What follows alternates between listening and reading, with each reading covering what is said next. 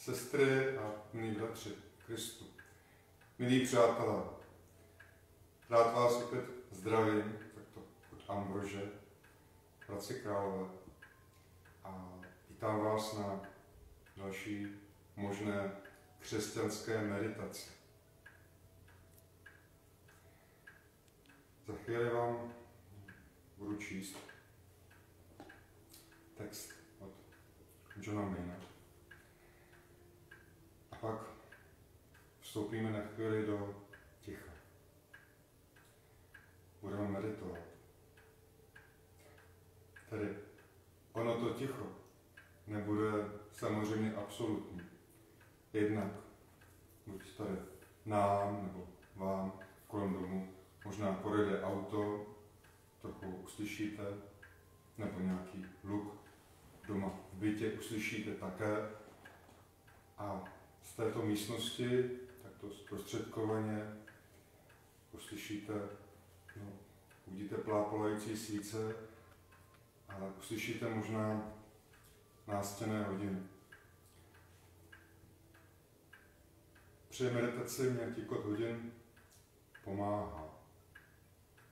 Vždycky aspoň na chvíli. Spolu s tikotem hodin mohu říkat Maranatha. Ono slovo aramejsky větu Pane, přijď. Někde také, když myšlenkami uletí, nemůžu se soustředit, pomůžu si i tím, že najdu tep svého vlastního srdce, a když ucítím nám důvěrně známé tak do rytmu svého vlastního srdce. Snažím se soustředit a opakovat znova dokola ono slovo, znamenající moji otevřenost a touhu po Boží blízkosti, vědomí Boží blízkosti v tomto čase.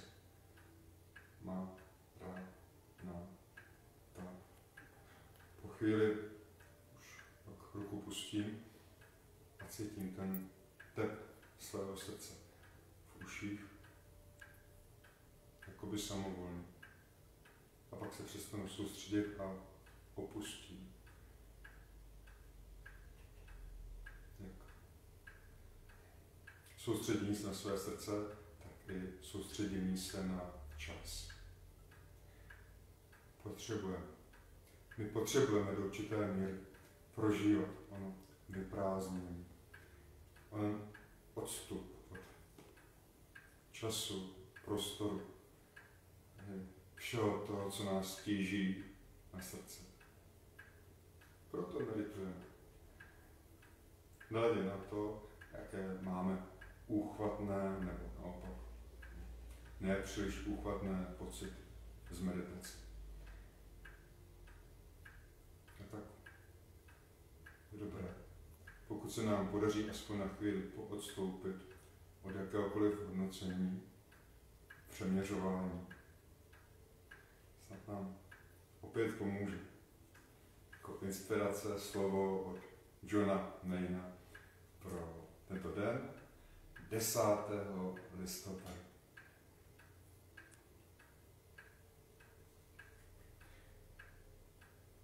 Chcete-li se naučit meditovat, musíte se naučit být tišší, nebát se ticha. Řada dnešních lidí naráží hned na počátku na veliký problém, jelikož nejsou vůbec na ticho zvyklí. Dokonce i v našich meditačních skupinkách se obvykle na začátku meditace pouští nějaká hudba. Místo, abychom se na společnou meditaci připravovali v naprostém tichu. Mnozí by se totiž cítili nesví, kdyby vstoupili do místnosti plné neznámých mlčících lidí. Nedávno jsem byl cestou do Kalifornie svědkem následujícího rozhovoru mezi dvěma spolucestujícími. Jeden z nich prohodil: Někam jedete? druhý překvapivě odvětil. Ne. Následovala trapná pauza, než první si s tou nadějí pronesl. Já jsem byl tam a vracím se domů.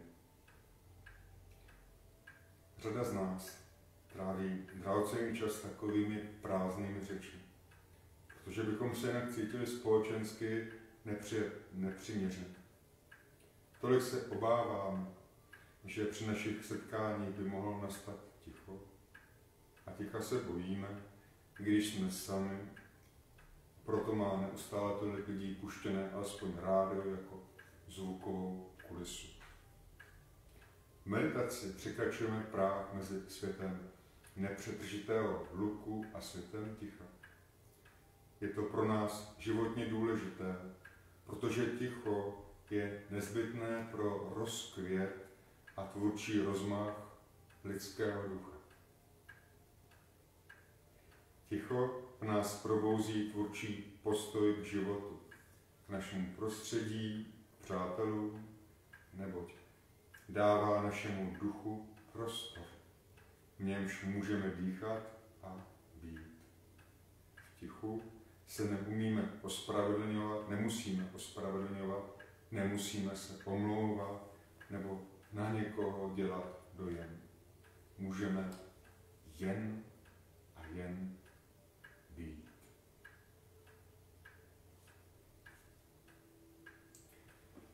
Tak moji milí,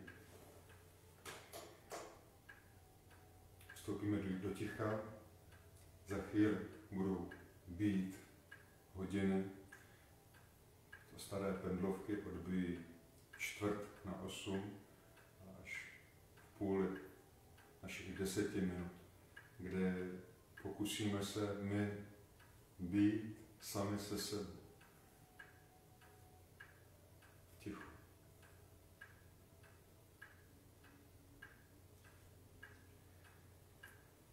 Nebeský oči, prosíme, zaplňte sám naše nitro vědomím blízkosti. Ještě jsme tak vzdáleni. Odvrať od nás naši nesoustředěnost, roztěkanost, unálenost. Přenes nás do přítomné chvíle. Prosím o tvé požehnání pro nás, kteří v tichu skláníme se před tebou a chceme s tebou být. Amen. Pán Bůh vám požehná.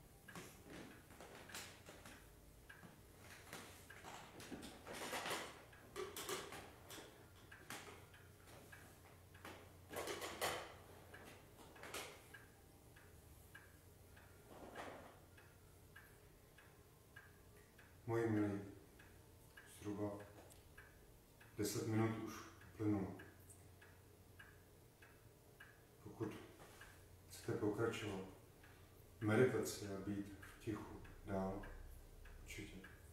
Nemusíte dál poslouchat, zachováte se podle své svobody, chuti. Být v tichu, což je vzácného, potřebného a vlastně i vítaného. Pro vás ostatní, kdo chcete, tak bych vám ještě jednou přečetl ten text od Johna Mina, který po těch 10 minutách ticha nám možná bude znít k něčem zase trochu jinak, odlišně. Chcete-li se naučit meditovat, musíte se naučit být tiší a nebát se ticha. Řada dnešních lidí hned na počátku naráží na velký problém. Jelikož nejsou vůbec na ticho zvyklí, dokonce i v našich meditačních skupinách se obvykle na začátku pouští nějaká hudba, místo abychom se na společnou meditaci připravovali na prostém tichu. Mnozí by se totiž cítili neslí, kdyby vstoupili do místnosti plné neznámých, mlčících lidí. Nedávno jsem byl cestou do Kalifornie svědkem následujícího rozhovoru mezi dvěma spolucestujícími. Jeden z nich pronesl: někam jedete? Druhý trochu překvapivě odvětil: ne. Následovala trapná pauza, než první s nadějí pronesl: já jsem byl tam a vracím se domů. Řada z nás tráví drahocenný čas takovými prázdnými řečmi, protože bychom se jinak cítili společensky nepatřiční. Tolik se obáváme, že při našich setkání by mohlo na chvíli nastat ticho a ticha se bojíme. I když jsme sami, proto má tolik lidí neustále puštěné rádio jako zvukovou kulisu. Meditace překračuje práh mezi světem nepřetržitého hluku a světem ticha.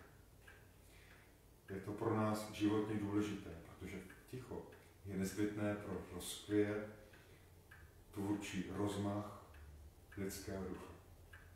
Ticho v nás probouzí tvůrčí postoj k životu, k našemu prostředí i přátelům, neboť dává našemu duchu prostor, v němž může dýchat, být. V tichu se nemusíme ospravedlňovat, omlouvat nebo na někoho dělat dojem. Můžeme jenom být.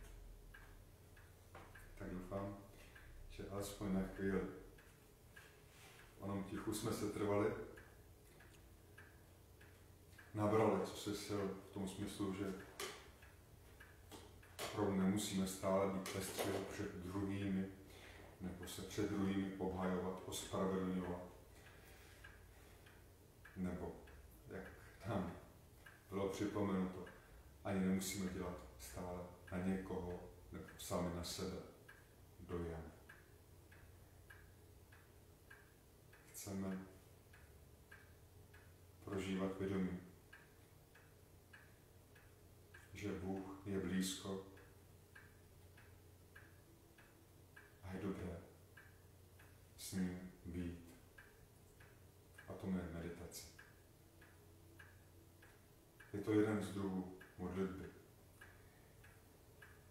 A nyní vás ještě prosím, abychom v tom malém tichu, zase tím odlišným způsobem modlitby, tedy přimluvnou, poprosili za to, co nás tíží, za to, co máme na srdci, ať to jsou naši blízcí, nebo starosti všedního dne, anebo ty obecné prosby, přímluvy za svět. Záleží na každém z vás. Ale na chvilku pojďme se stišit a prosit našeho Pána.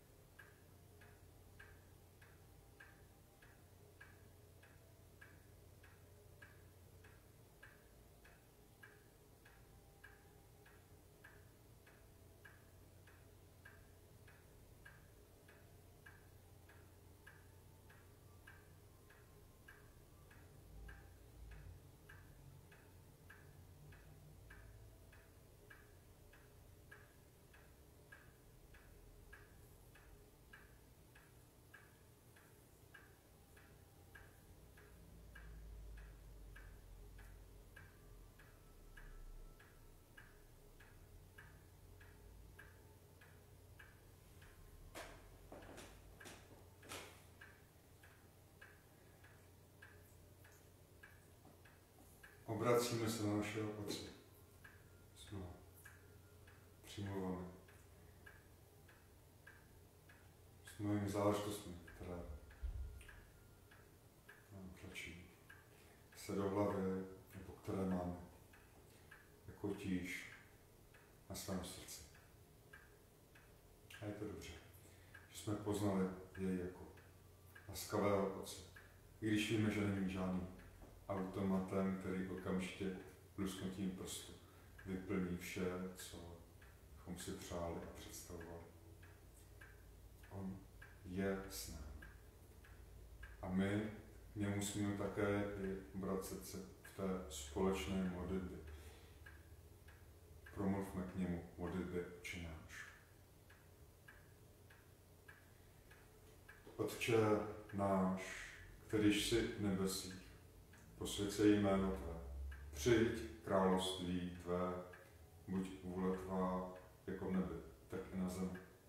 Chléb náš nezdejší dej nám dnes a odpusť nám naše viny, jako i my odpouštíme našim viníkům. A neuveď nás v pokušení, ale zbav nás od zlého, neboť Tvé je království i moc, i sláva na věky. Amen. Tak tedy, kéž vás i nadále provází vědomí Božího požehnání. Ať už budete v ruchu dne, různého toho lomozu, který je kolem nás, nebo někdy i v nás samotných. Boží požehnání, kéž vás posílí. Teď tento okamžik tohoto večera a vždycky. Pán je s vámi.